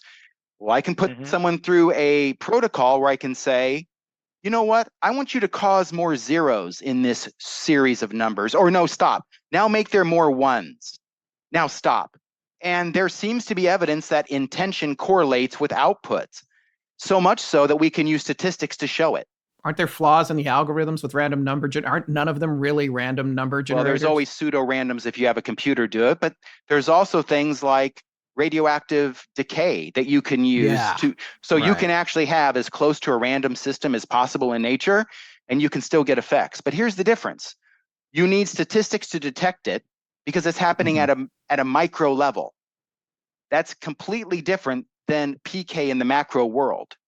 Right. All sorts of weird stuff happens on the quantum level that looks magical. And we haven't entirely figured that out yet either. But we know it happens, and scientists are pretty comfortable with the paradoxes that happen at the atomic level. But what happens at that such a small scale of reality versus our macro world, that's a different thing entirely. So, Joel, yes, I completely agree that there are studies that have been done by well-intentioned investigators and probably well-intentioned participants, and that there have been effects demonstrated through the time of spiritualism, up until today. But I should say that they haven't happened in such a way that, one, it replicates, and two, it replicates in laboratories by people that are skeptical that you have a compelling scientific fact. That may change one day, but we're not there yet. Well, let me ask you, I'm interested in this case from a broad cultural perspective. We're talking about Western-oriented science, its approach to this phenomenon. What about researchers from non-Western cultures, India, which has a long-established spiritual tradition? How do they approach such subjects? They don't try to necessarily explain everything using the Western scientific method. How would they approach this matter? They would probably look at it from the standpoint of bioenergy or chi. Well, is that a valid approach in your opinion, or is that a pseudoscientific? Oh no, not at all. In fact, there's been a lot of very interesting, even compelling research in bioenergy. Things such as you can have trained individuals have such control over the body they can generate heat to an extent that seems impossible. I'm talking you can put a person under freezing conditions and put a wet blanket on them, and in 10 minutes they've dried the towel. I know those Tibetan monks sitting at the edge of a frozen lake, and they warm the blankets. I mean, astounded. It is, and those kinds of phenomena or things like that have been documented. And we know that there are studies related to how you can, let's say, for the lack of a better word, channel or focus certain bioenergies for healing purposes. So I wouldn't necessarily call it mainstream, but let's just say Western science looks at that and says, okay, you have my attention. There's a lot of interesting things. Let's see if we can understand how it works. But they would probably look at it from an energy standpoint, which is no different than William Roll, who looks at poltergeists as, again, recurrent spontaneous psychokinesis. It's a form of energy. And whether that energy is being taken from the environment and manipulated and then burst out, is it something that is entirely generated within, like a Kundalini kind of experience, which I've seen related to poltergeist-like cases? We don't know enough about it so far. This is why, in some ways, Joel, what you've done is a blessing and a curse. You've whetted the appetite of Western scientists. well, in the it's not a sense of, I mean, if we could have gone back, if this kind of case was identified by researchers that could have coordinated a series of studies from a multidisciplinary standpoint, who knows, this could have cracked the code. What was reported, the access to the case, the ability to test Joasia under different conditions. My goodness, if we could go back in time with what we know now and the technologies that we have now, maybe you could have cracked the case on what poltergeists ultimately are. But I bet at the end of the day, yes, it comes down to some kind of energy manipulation, whatever that might mean, but it still takes the right person in the right environment to have it. So that brings me to a little bit, and I'll kind of going back to what Forrest was talking about in the appendix with Professor, is it Goral? Yeah, I just found that actually. Yeah, Arkadiusz Goral. His resume was 4 pages long. Yeah. So that might be a part 3 of this episode, just his resume in and of itself. But one of the fascinating things I talked about, and kind of piggybacking on what Jim was talking about bioenergetic influences and these types of things, where he actually sat down and in the interview tried to describe the crackling noises in the object movement, right? And I think, and I'm going to paraphrase this as best I can, from his perspective, the environment was ramping up for movement. Mm-hmm. So you had air particles go into motion, and this generated the acoustical waves. The air will actually vibrate before PK events. Now, this vibrating air before the object movements actually causes sounds like crackling, rustling, and whistling noises. And this sets the stage for the spontaneous movement. So what we have is Joasia becoming ill, body temperature fluctuations, and possible, we talked about the psychological conflicts going on, which lead to air particles going into motion, vibrating the air, causing acoustical cracking. From what his perspective was this leads to a local disturbance of gravitational fields around Joasia, which impacts gravity, the electromagnetic fields, protons, electrons, atomic matter, and then boom, you have psychokinesis or objects moving. Right. To me, from what Jim was talking about, he lays out kind of, maybe Jim was saying what we haven't found out is sort of how this happens. For him, he's laying it out, right? Does anyone else get that viewpoint from that? Yeah, I did. I absolutely did. Yeah, no, I actually found the passage or the thing I was going to read from the book, The Elusive Force.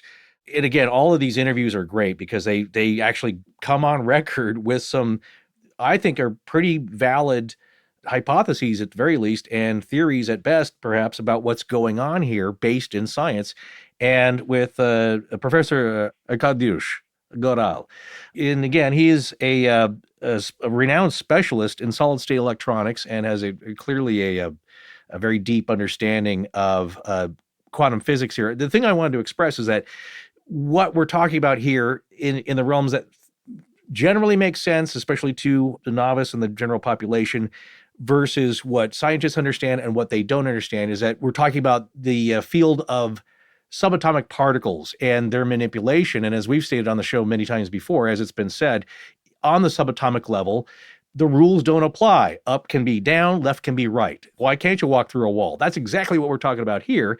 But I see two levels. And after I'm my rant here, if Jim and Brandon and Joel want to chime in about this, because I see two levels of belief, even by the authors of the book, in that what Scott and I see, and I always point to most commonly the UFO experience, and that a lot of people are willing to believe, okay, I'll allow that there are strange mechanical nuts and bolts things flying around in the sky that we don't know, and maybe they are from another planet. But I do not believe abduction stories. I won't go there. I won't believe abductees. That sounds far-fetched. And I think that's a sociological and psychological thing. We're like, okay, that's too much. I don't want to, I'll see things in the sky. That's okay. That's kind of cool. I don't want to be picked up by any of them. I think what we see here is, as we could see with the elusive or unseen forces, that any child in school can see that a magnet, you get one and you push it to the other one and it repels, one pole is repelling the other, and you didn't touch the other magnet. It's an invisible force that repels. That's, gravitation, electromagnetic forces, they're unseen, but on that small scale, that's fine. When it's things flying through the air and inch thick communications cables being bent, faucets being crushed, all these kind of things, that's okay. That's kind of freaky, but I saw it. It happened. I would posit that the next level above that is apportation, things passing through solid matter. And that is addressed here by Dr. Goral, exactly here as the authors would say. And I want to kind of read this because the question posed by the authors in interviewing Dr. Goral, question, let's consider another kinetic effect that has often been observed, the passage of objects through walls. For a long time, we were hesitant to include this in our report, but we decided there was no point in keeping the matter hushed up. There are many indications the phenomenon really exists, incredible as it seems. So I just wanted to lay that out, and that even they were like, okay, that's too much. As incredible as this story is, perhaps we're pushing it, and then people won't believe us.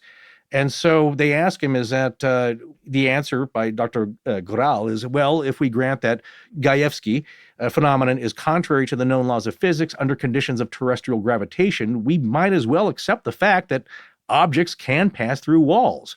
What exactly is passage? It's one of the possible effects of the absence or weakening of normal interactions. According to one plausible hypothesis, for example, parallel to us in the same dimension of time and space, there are n, the letter n, quantity of entities. But because no interaction takes place between them, they will remain unaware of each other. Now, he just goes on to say that, well, this assumption seems valid to him. On the other hand, again, getting back to subatomic particles, if you think about quarks, the theory of quarks have never been detected. This hasn't kept people from theorizing about them. Therefore, we've accepted the concept of the existence of hypothetical entities. From this point of view, one can say that the theory of quarks makes much less sense than the notion of objects passing through solid matter. No one has ever found quarks, but passage, if one is to believe the eyewitness accounts, has been observed. So again, we're going back to who are you going to believe? Your own lying eyes, as the saying goes. And what does then that say about the things that are accepted in science as existing, or at least theoretically, while we look for them, including gravitational waves, which are just recently discovered after this book, and they were hypothesizing about those. So now we see that, well, we have taken the next step. That's been observed. whereas Dr. Grau would say, we have not really observed quarks in any sufficient manner, but we did see something fly and go from one room to the other through a locked door. So anyway, to me, that's the second level of mind-blowingness of this case. It's not just a ghost story or this ended up in my room and the door was locked. We had several witnesses, and then we now, again, have a little bit of an explanation of how this isn't so out there. I would ask Jim, Brandon, and Joel, like, what your ideas about what part of this is like, okay, that's where I stop with belief. That seems too crazy. And if this could be studied, what would this tell us about the power of the human mind in connection to hormones, electricity, gravitational waves? What opens up if this is accepted and not viewed as something so wild and impossible? Well, I don't accept anything uncritically, nor do I reject anything automatically. My mind is completely open to any hypothesis.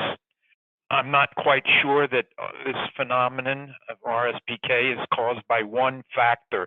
There may be multiple factors. There may be even some conscious entity that is responsible for some cases. I can't exclude that possibility. As I say, non-Western cultures, shamanism, does accept this possibility, and who am I to belittle their beliefs? I'm just speaking, as a layman. I have no scientific background in this field, but yeah, I would agree with that. Yeah, I tend to favor the scientific explanation rather than the spiritualist one. But that's just my personal view.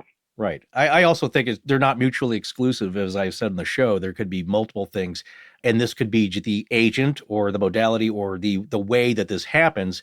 But I think in this case we see Joasia being the sole focus of this, but perhaps in other cases where there's similar RSPK, you have something that's external to the witnesses or the seeming focus or working in conjunction. Again, that you have to believe in ghosts or you have to believe in spirits, perhaps. But now that we've seen this, and it's like, this is an explanation for everything. Again, I always go to the old chestnut of infrasound. It's like, there you go. That's every ghost. Every ghost is infrasound. Because it doesn't describe every set of conditions or cases that have happened. This is a good case, and the reason it could be studied. And again, you guys have talked about, I think in Ghosted, the trickster element of like, is there a force of consciousness that's foiling this or remaining or preventing us from studying it? What is really going on here? Because it's controllable, as you said. What was interesting is that these things don't seem to happen when the person is asleep in a lot of cases. In her case, there was something that was connected to the hairbrush where she dreamed she got a bad haircut and was upset about it. Next thing you know, a hairbrush flies through the hall and smashes into the wall. So there is a connection to the conscious or subconscious mind and her thoughts and dreams, which she oddly didn't remember any of them. And unless this is curious, she said, if I did, it means something was going to happen. She needs to get connected with Yoda. She'd be unstoppable. Yeah, there you go. I've said it before, and I'll say it again. I've been saying this for a while, but I think that I want to see somebody who has PK power control the outcome of a Galton board with the balls that come down and always form the bell curve. There's no digital, there's no computers connected, it's no analog. It's like Plinko on The Price is Right, Brandon. I think. Okay. Or a pachinko machine. If it's built the right way and all the balls are dropped from the top center, they always basically form a bell curve. So we need to get somebody in there to sit with one of those who can control outcomes or random number generators and offset that bell curve and reproduce that. Then I think that would be proof of something with an analog test, which I think would be cool. They have done things like that with dice throwing. Yeah. That's mixed results. For as skeptical as I come across, I don't want it to sound as if I'm a debunker, because that's not the case at all. The fact is, I would rather, make what they say a type 2 error than a type 1 error in statistics. Type 2 error means I'm blind to the effect. It really exists, but I don't see it because to me, there's not enough evidence, rather than being gullible and accepting a conclusion prematurely. And the fact of the matter is, I don't know what causes poltergeist-like cases. But that doesn't mean, though, that we don't have some answers. We do know that it takes certain people in certain environments, and we've identified some of the characteristics of the people and of the environments. We also know that these things are not, if you want to say, paranormal completely, because they do follow certain normal laws. We have been measured things like stress levels that happen before audit, banging and knocking. We have measured electromagnetic field differences before things actually move in certain cases. So we're able to use instruments to tell us that things are happening that actually don't need quantum mechanics that talk about classic mechanics, for example. We also know that the timing of these events, they're not spontaneous. That's where William Roll is wrong. Yes, they are recurrent, but they're not spontaneous, and we have yet to know if they're psychokinesis. So, 1 out of 3 ain't bad. But we do know that if in some cases we have time series data, we can measure. We know how much time before, when one event happens and the next event, and we can measure the intervals in between. And you can do some really interesting analysis. Well, as it so happens, we collaborated, my team, with William Roll on 3 cases, and we discovered that the timing of poltergeist cases follows a power law frequency distribution. And you can predict it. It actually follows a formula that basically describes pink noise. You all know white noise, it's randomness. That static you hear on TVs, that's white noise. You know about brown noise, that sounds very mechanical and clunky. It's very uncomfortable to hear it. Pink noise is the band of frequencies that describes music. It's a mixture of predictability and unpredictability. It's a certain rhythm. And in the poltergeist cases that we have studied, where we have time series data, it seems to follow pink noise. In other words, the timing of events is not spontaneous. It is a musical pattern. So they're conductors. Joasia was a conductor. But they may not know it, or it's like a song that's stuck in their head. We've all had that experience. But the fact of the matter is, we're not totally in the dark about these things. And I'm not to the edge where I'm saying, absolutely, every case can be described as psychokinesis. I can't say that because to me, the data don't show that yet. I'm open-minded to it. But for me, as a social scientist, I'm still trying to collect information before I make a final determination. And so I'm still trying to look for patterns. And I want as many patterns as I can get. And then I'll look at those patterns and make a conclusion. And when people jump to things like it was a ghost, it's an entity, it's a demon, or it is absolutely psychokinesis, to me, that's putting the cart before the horse. It could be right, but to me, we're not there yet. I found your observation interesting because the authors say in the course of their studies that they themselves could not discern any meaningful pattern to these events. It seemed to be completely spontaneous, erratic, and unpredictable. But you claim that there is some kind of pattern in this phenomenon. Maybe they're just saying that because they were laymen and they couldn't understand the what you call the laws that are governing this type of event. It's a power law, frequency. It's a mathematical formula. In other words, I've never heard of that. Yeah. In other words, you need statistics to show you what the pattern is. It's the same thing of how we can predict earthquakes, avalanches, and stock market crashes using the same formulas. So things that seem random are often not random. You just need to have a different set of formulas. But that doesn't mean that every poltergeist case shows what I call the musical pattern, the pink noise. I'm just saying in the very few cases where it's been investigated to a degree that we know that this isn't just fraud, this isn't just misinterpretation, like this case here we're talking about. And we have good time series data. There were diaries of the events that this is the outcome that we have. But again, these cases, they may be frequent, but as far as being in the literature, they're rare. Access to the cases, even rare when they're happening, and measurements, either of the person or the events, rarer still.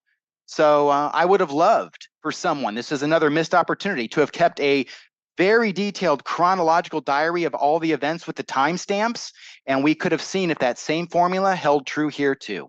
Well, the authors tried to persuade the parents, the girl's parents, to keep a very meticulous diary, but they were so, let's say, frazzled and upset that I guess they found it impossible to do so. I'm sure. It's a big ask. That was another missed opportunity. When you're just afraid for your daughter, when you're afraid, is this violent? Are you going to be hurt? The last thing you're thinking of is, I'm going to keep some information for a scientist. That's 40 years in the future. Yeah, exactly. But I still wish they did. Oh my goodness. Well, we just want to thank all three of you guys for joining us tonight. This has been a really fascinating and spirited discussion, no pun intended.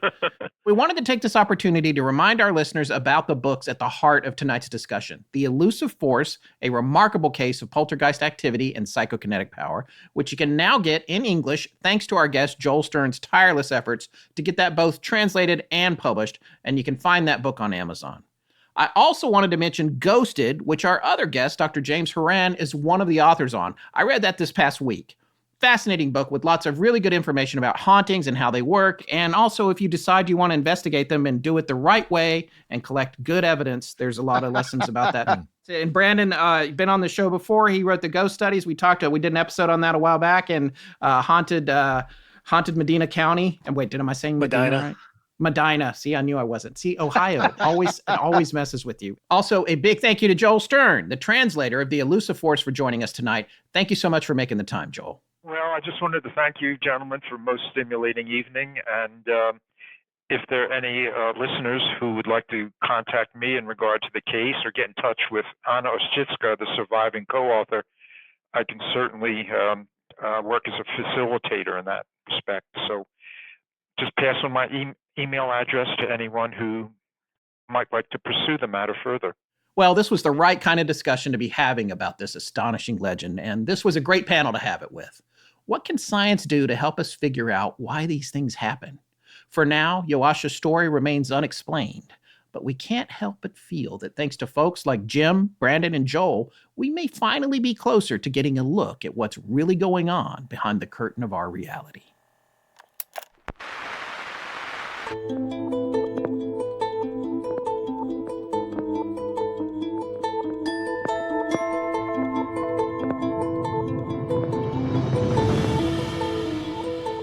That's going to wrap up episode 282 of Astonishing Legends. We'll be back in 2 weeks with 2 back-to-back shows before a brief summer break. A very special thanks to our guests tonight, Dr. James Houran, Brandon Massullo, and Joel Stern. Find links to their work in our show notes. If you're missing us next week, find and subscribe to the other shows from the Astonishing Legends Network, The Midnight Library, Scared All the Time, and Richard Haddam's Paranormal Bookshelf. We have links to all of them in our show notes as well. You can also find us doing the Astonishing Junk Drawer at patreon.com/astonishinglegends. Astonishing Legends is edited by Sarah Voorhees-Wendell at VW Sound and co-produced by Tess Feifel, who is also head of research and the social media manager. Our technical producer is Ed Vicola, or as we call him, the Mechanic. Special thanks to our announcer, John Boland. Hi, I'm Tess Feifel. I'm Allison Sellers. This is Tracy Forbes Bosley. To use my voice and research however they see fit, galaxy-wide in perpetuity. Galaxy-wide in perpetuity. And here we go for the outro. Our theme, which is available as a ringtone, was composed by Judson Crane at foundermusic.com. All other music and sound design for the show is composed and created by Alan Carestia. Our logo was created by Tommy Beaver Design, and our animated graphics for social media and YouTube are done by Joshua Sloan at deadstreetproductions.com. Every episode going back to September of 2020 has a transcription available on its corresponding webpage at our website. Earlier transcriptions can be made available upon request to astonishingcontact@gmail.com. Astonishing Legends would not be possible without you, our listeners. Visit our store at astonishinglegends.com or interact with us and other listeners on Instagram, Twitter, Discord, Facebook, and YouTube.